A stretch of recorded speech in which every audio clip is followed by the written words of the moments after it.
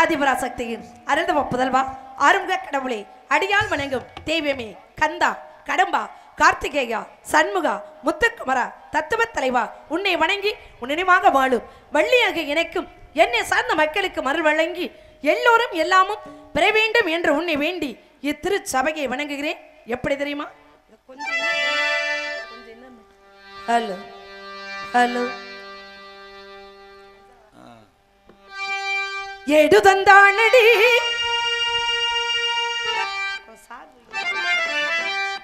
தில்லையிலே அதை பாட வந்தேன் அவன் எல்லையிலே எடு தந்தானடி தில்லையிலே அதை பாட வந்தேன் அவன் எல்லையிலே இறைவனை நாட இன்னிசை பாட இறைவனை நாட இன்னிசை பாட திருமறை போற்றும் அருநெறி கூட எடு தந்தானடி தில்லையிலே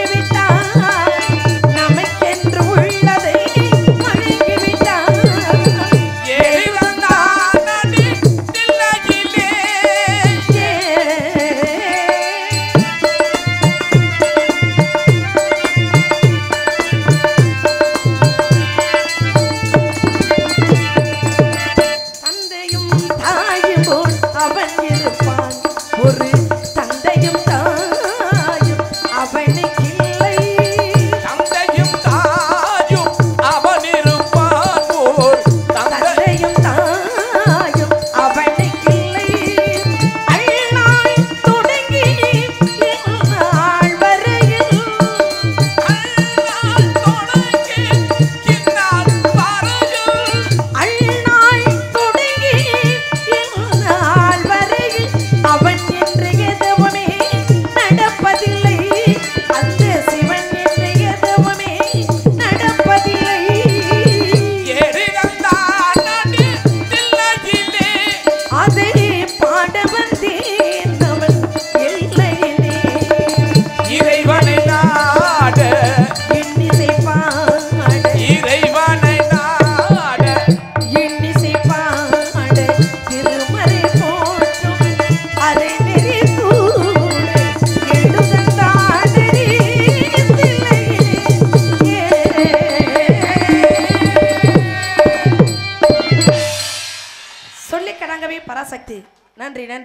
சூரதனங்கள் எல்லாம் வல்லமை தந்திருவாள் பராசக்தி வாழியின்றி துதிப்போம். சர்வமும் சக்திமயமாய் விளங்கும் அந்த அன்னை ஆதிபராசக்தியில் அணைக்கப்பட்டு 6 உருவமும் ஒரு உருவமாகி அன்னை சக்தியால் வெற்றி வேலை பெற்று தேவாதி தேவர்களையும் முனிவர்களையும் கொடுமைப்படுத்திய சூரபதுமனை அடக்கி ஒரு பாதி சேவலாகவும் மறுபாதி மயிலாகவும் ஆக்கி அமர்ந்த அந்த ஆறுமுகனை வணங்குவதற்கு முன்னால் யாரை வணங்க வேண்டும், எப்படி வணங்க வேண்டும் என்று பார்த்தால், ஹலோ ஹலோ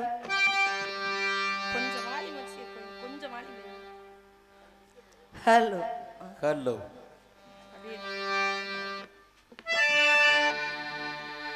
கலைமகள் கை பொருளே உன்னை கவனிக்க ஆளில்லையோ,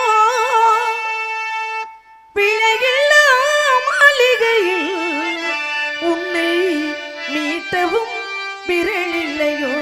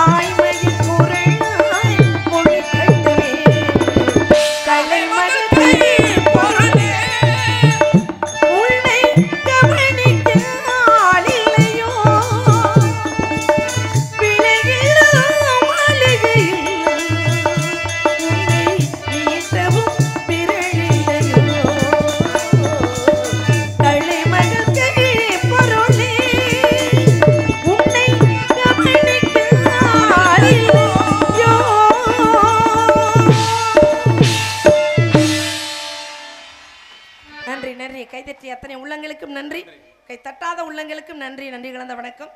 இந்த பாடலை பாராட்டி எனக்காக அன்பளிப்பளித்து பெருமைப்படுத்தி உள்ளார்கள் ஆலங்குடியைச் சேர்ந்த அபிராமி பரிநீச்சர் அன்பு உள்ளங்கள் சார்பாக எனக்காக அன்பளிப்பளித்து பெருமைப்படுத்தி உள்ளார்கள்.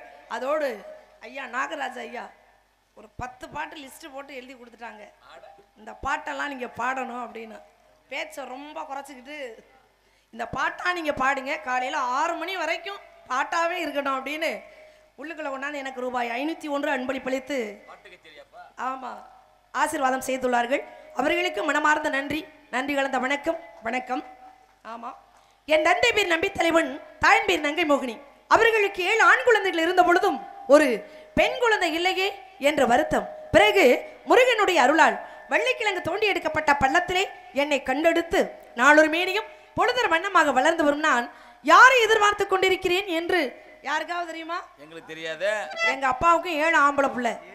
ஆனா அதை நினைச்சு ரொம்ப வருத்தப்பட்டாரு. ஏன் தெரியுமா? நாளைக்கு தலை வலிக்குதுன்னு கீழே படுத்துட்டோம் அப்படின்னா முதல்ல ஓடி வந்து தண்ணி கொடுக்கறது பொம்பளை பிள்ளைதான் என்பதை உணர்ந்த எனது தந்தை முருகனிடம் ஒரு கடுமையான வேண்டுதலை வைக்கிறார். அந்த கடுமையான வேண்டுதல் என்ன அப்படின்னா, முருகா, உன்னுடைய அருளால் எனக்கு ஒரு பெண் குழந்தை கிடைத்தாள், உனக்கு சொந்தமான இந்த குறிஞ்சி நிலத்திலே திணை விதைத்து அந்த திணைக்கு என் மகளை காவலுக்கு வர சொல்றேன் அப்படின்னு எங்க அப்பாவுடைய கடுமையான வேண்டுதல், நேர்த்திக்கடன். அந்த நேர்த்திக்கடனை இன்று இந்த இடத்திலே நிவர்த்தி செய்யும் காலம் வந்து விட்டது. அதனால நானும் ஓடோடி வந்திருக்கேன். ஒருவேளை எங்க அப்பா பேச்ச நான் கேட்காம இங்க வராம இருந்திருந்தேன்னு வைங்க, இந்த உலகம் என்ன சொல்லும் தெரியுமா? அப்பன் பேச்சு சும்மாவே என்னென்னமோ சொல்ற உலகம். அப்பன் பேச்சு கேட்கலன்ற விஷயம் மட்டும் வெளியில தெரிஞ்சுட்டா என்ன சொல்லு? அப்பன் பேச்சு கேட்காத தருதல புள்ள, அப்படி ஒரு பேர் நம்மளுக்கு வந்துடக்கூடாது. ஏன்னு கேட்டீங்கன்னா, இன்னைக்கு இந்த உலகத்துல நம்ம பேச்சை கேட்காதது 3 பேர். அந்த 3 பேர் யாரு தெரியுமா? தம்பி பொண்ணுமணி. அந்த 3 பேர் யாரும் நல்லா கேளுங்க.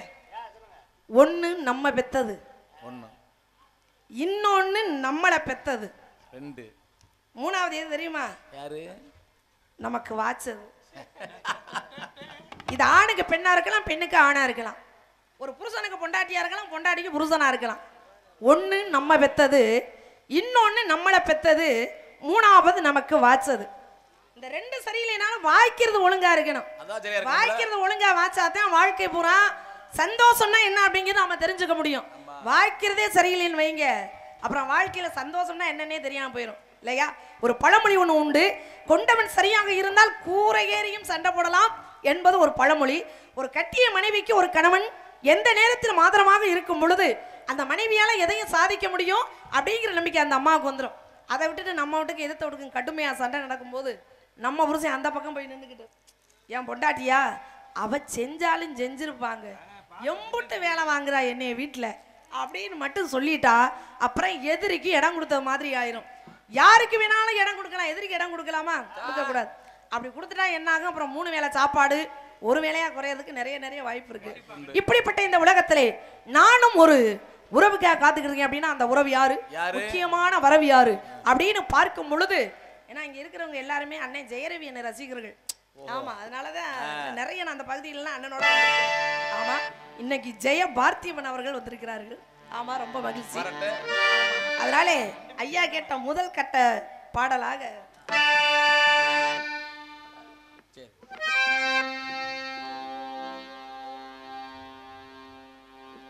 நதியோரம் நானே உள்று நாணம் கொண்டு நாட்டியமாடுது மெல்ல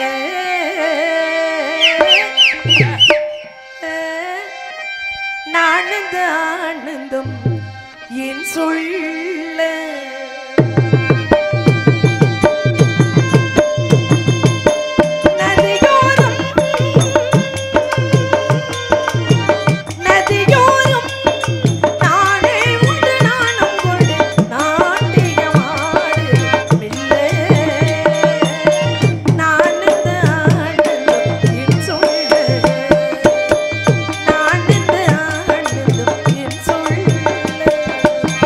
நதி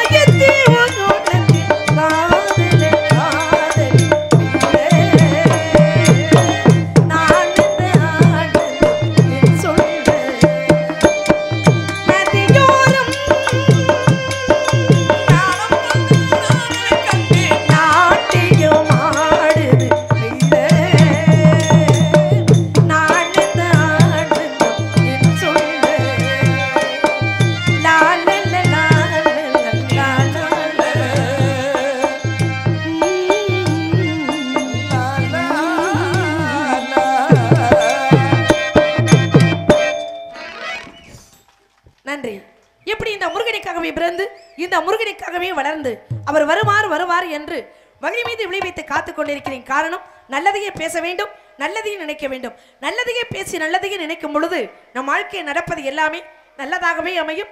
நல்லதையே பேச வேண்டும் என்று சொன்னால் அந்த முருகனுடைய திருநாமத்தை தான் சொல்ல வேண்டும். நல்லதையே நினைக்க வேண்டும் என்று சொன்னால் அந்த முருகனை தான் நினைக்க வேண்டும். பூ பூக்கும் மாசம், பூ பூக்கும் மாசம், தை மாசம், ஊரெங்கும் வீசும் பூவாசம், கிளிகள் பறந்து ஆடு, சின்ன கவிதை குயில்கள் பாடு, சின்ன கிளிகள் பறந்து ஆடு, சின்ன கவிதை குயில்கள் பாடு, புது ராகம் புது தாளம் ஒன்று சேரும் நேரம் நேரம், பூ பூக்கும் மாசம், தை மாசம், ஊரெங்கும் வீசும் பூவாசம்.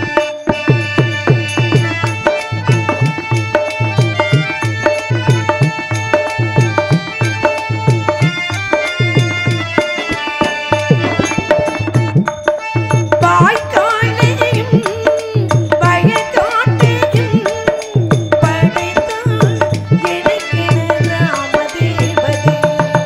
தெம்மாங்கையும் தெருக்கூத்தையும் நினைத்தாய் இனித்திடும் வாழும் நாள் வரை. மனதில் கோடி நினைவுகள் நாடி மன்னன் யாரென தேடுது, உன்னை பார்த்ததும் கூடுது.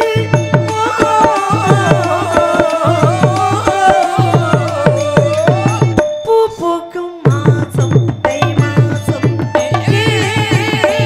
ஊரெங்கும் வீசும் பூவாசம்.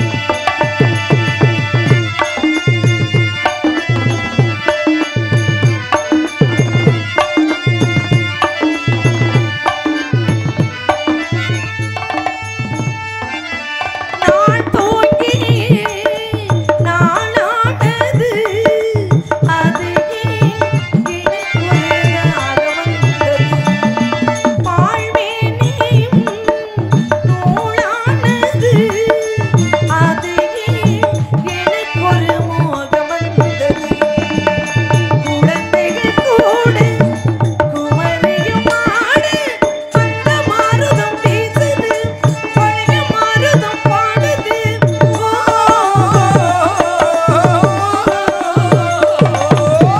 பூ பூக்கும் மாசம், தை மாசம், ஊரெங்கும் வீசும் பூவாசம். சின்ன கிளிகள் பறந்து ஆடு, சின்ன கவிதை குயில்கள் பாடு, சின்ன கிளிகள் பறந்து ஆடு, சின்ன கவிதை குயில்கள் பாடு, புது ராகம் புது தாளம் ஒன்று சேரும் நேரம் இந்நேரம், பூ பூக்கும் மாசம், தை மாசம், ஊரெங்கும் வீசும் பூவாசம். பொங்கல் பொங்கல் வைக்க மஞ்சள மஞ்சளை தங்கச்சி தங்கச்சி தங்கச்சி, நெஞ்சையில் நெஞ்சையில் இந்த பூமியின் சாமி, தங்கச்சி தங்கச்சி தங்கச்சி.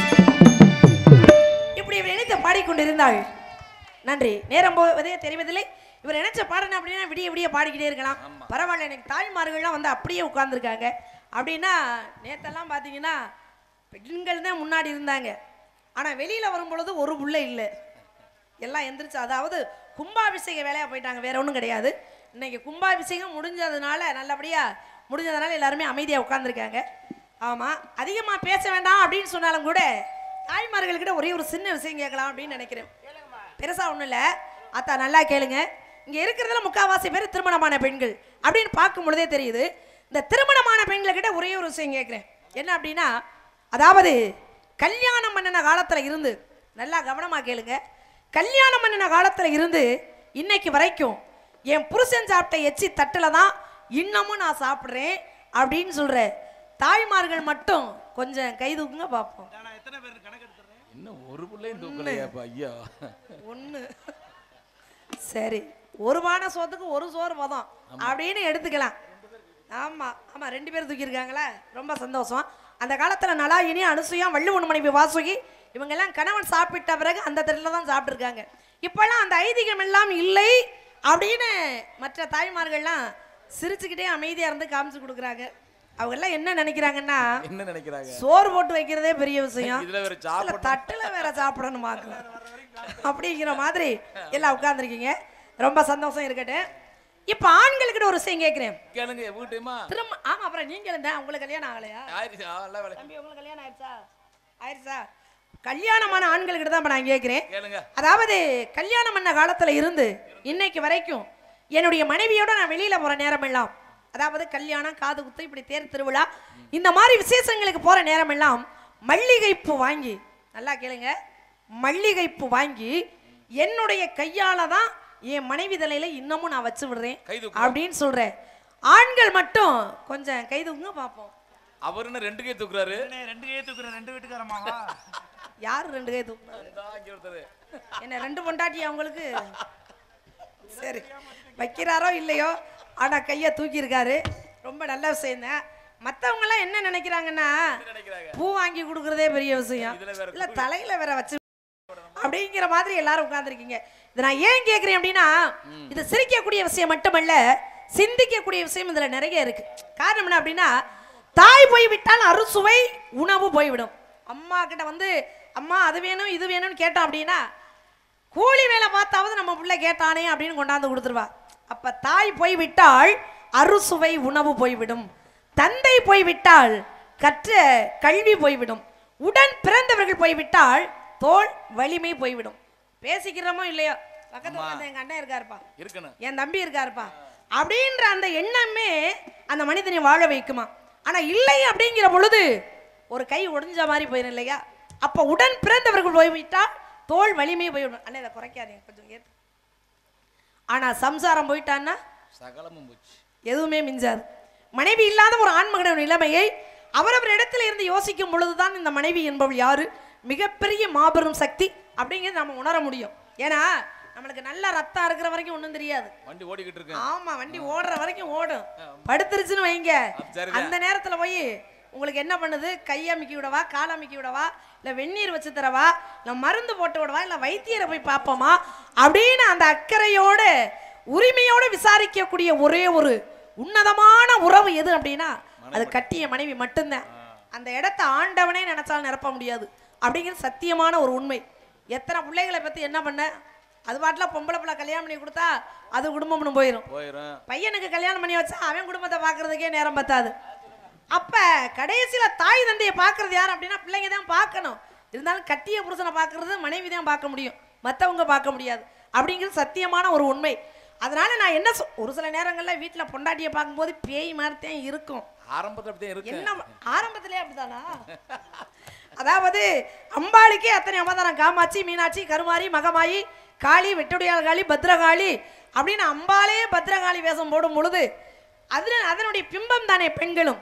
அவங்கள ஒரு சில நேரங்களில் கோவப்படுறதுல தவறு இல்லை, ஆனாலும் மனைவி இல்லை அப்படின்னு சொல்லிட முடியாது. அதனால நான் என்ன சொல்றேன் அப்படின்னா, முடிந்த வரை நம்ம எல்லாருமே ஒன்னா சேர்ந்து சாக போறதில்ல, ஆனா ஒன்னா சேர்ந்து வாழ முடியும்.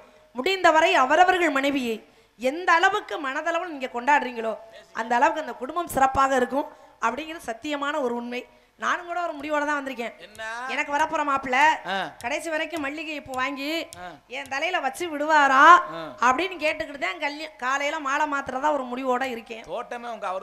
வந்திருக்கிறவர் யாரு, எப்படிப்பட்டவரு அப்படின்றதுக்கு முன்னாடி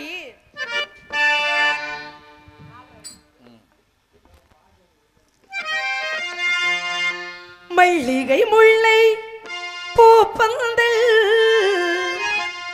மரகத மாணிக்க பொன்னோஞ்சல் மஞ்சள் வாழை மாமரங்கள் பச்சை மாவிலை தோரணங்கள் மாணிக்க தேரில் மரகத கலசம் மின்னுவதென்ன என்ன மன்னன் முகம் கனவில் வந்தது, மஞ்சள் நதி உடலில் வந்தது, ராணி உந்தன் மேனியில் ராணி உந்தன் மேனியில் ராஜவீணை தோற்றம் தானோ, ராணி உந்தன் மேனியில் ராஜவீணை தோற்றம் தானோ, மாணிக்க தேரில் மரகத கலசம் இன்னுவதென்ன என்ன மன்னன் முகம் கனவில் வந்தது மஞ்சள் நதி உடலில் வந்தது. அலங்காரம் எல்லாம் எதற்காக தெரியுமா? எங்க பார்த்தாலும் அடேங்கப்பா சல சல சல சலன்னு இதுவே லட்சக்கணக்காகும் போல இந்த அலங்காரம். இது எல்லாம் எதற்காக அப்படின்னா, எல்லாம் எதற்காக எனக்கு கல்யாணம் அதற்காக மல்லிகை முல்லை பூப்பாதல் மரகத மாளிகை மஞ்சள் வாழை மாமரங்கள் பச்சை மாவிலை தோரணங்கள் எல்லாம் எதற்காக எனக்கு கல்யாணம் அதற்காக.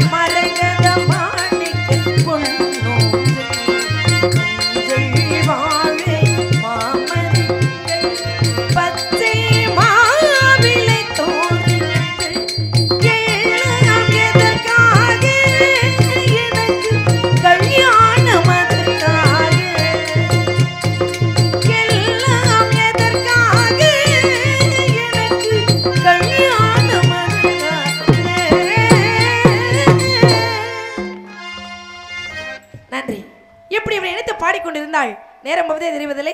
இவர் நினைச்ச பாடணும் அப்படின்னா விடிய விடிய பாடிக்கிட்டே இருக்கலாம். இருந்தாலும் அவருடைய வரவுக்காக ஹலோ ஹலோ ஹலோ முதல்ல நல்லா இருக்கு. ஹலோ ஹலோ பூவிழி வாசலில் யாரடி வந்தது கிளியே கிளியே இளம் கிளியே கிளியே நான் வர வாத்தனையே பந்தத்தோட வாழக்கனையே இந்த புன்னகை என்பது சம்மதம் என்று அழைக்கிறது உனையே. பூவிழி வாசலில் யாரடி வந்தது கிளியே கிளியே இளம் கிளியே கிளியே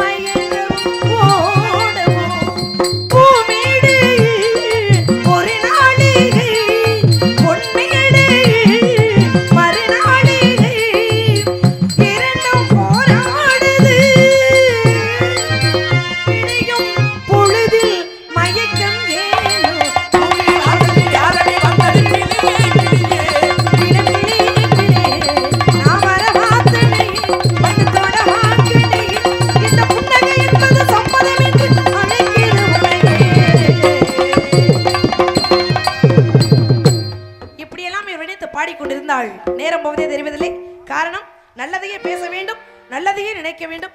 நல்லதையே பேசி நல்லதையே நினைக்கும் பொழுது நம் வாழ்க்கை நடப்பது எல்லாமே நல்லதாகவே அமையும். ஏன்னா உலகத்துல ஒவ்வொருத்தருக்கு இப்ப நீங்க எல்லாம் உலகத்தை சுத்தி பார்க்கணும்னா எப்படி போவீங்க? ஒண்ணு கார்ல போவீங்க, இல்லைன்னா 2 வீலர்ல போவீங்க, இல்லைன்னா மாட்டு வண்டி, இல்லைன்னா குதிரை வண்டி. ஆனா நாங்க உலகத்தை சுத்தி பார்க்கணும் அப்படின்னா எங்களுக்குன்னு ஒரு வாகனம் இருக்கு. சரியா சொன்னீங்க போங்க. மயில் வாகனம். என்ன வாகனம்? மயில் வாகனம். இந்த மயில் வாகனத்துல அவர் ஏறி ஒரு பக்கம் உட்கார்ந்துருவாரு, சரி, இன்னொரு பக்கம் எங்க அக்கா, இன்னொரு பக்கம் நான், 3 பேர் உட்கார்ந்துட்டோம்னு வைங்க. மயில் இருக்குமா இல்ல பறக்குமா? இந்த மயில் மயங்கிருங்கிறீங்களா? இந்த உலகத்தையே தூக்கி வச்சாலும் பறக்கக்கூடிய சக்தி முருகனுடைய மயிலுக்கு உண்டு. ஆமா, மிகப்பெரிய மாபெரும் சக்தி வாய்ந்த மயில். அதெல்லாம் ஊர்வலம் போகணும் அப்படின்ற ஆசையெல்லாம் இருக்கு. இருந்தாலும் என்ன சொல்லலாம் அப்படின்னு பார்க்கும்போது அண்ணே அதை குறைக்காதீங்க, முதல்ல நல்லா இருந்துச்சு. ஹலோ,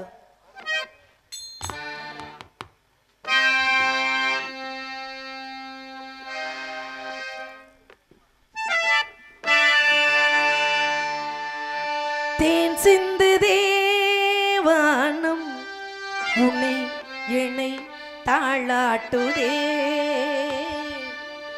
மேகங்களே தரும் ராகங்களே என்னாலும் வாழ்க, என்னாலும் நேர் விருப்பம் அது. தேன் சிந்து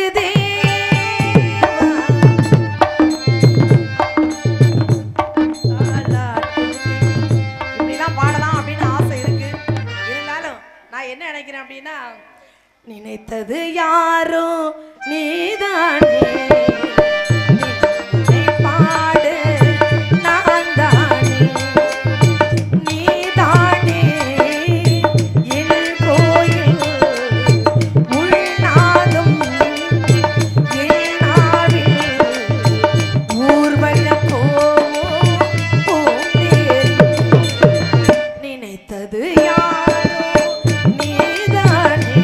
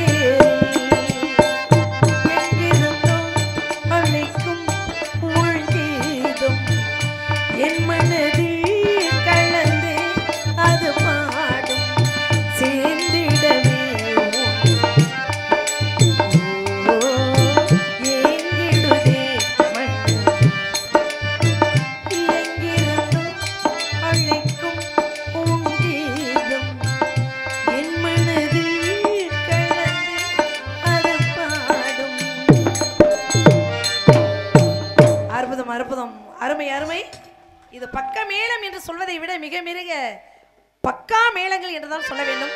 என்ன பாட்டு பாடினாலும் வாசிக்கிறீங்க. அதனால இருந்தாலும் காலதாமதம் ஆகிக்கிட்டு இருக்கு. அதற்கு முன்னாடி ஒரு பாடல்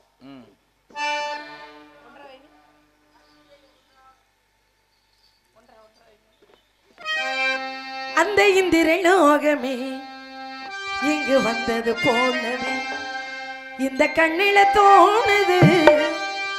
உங்களுக்கு எல்லாம் ஏதாவது தோணுதா இல்லையா? எந்த பாட்டு? கற்பனையா பாட்டு.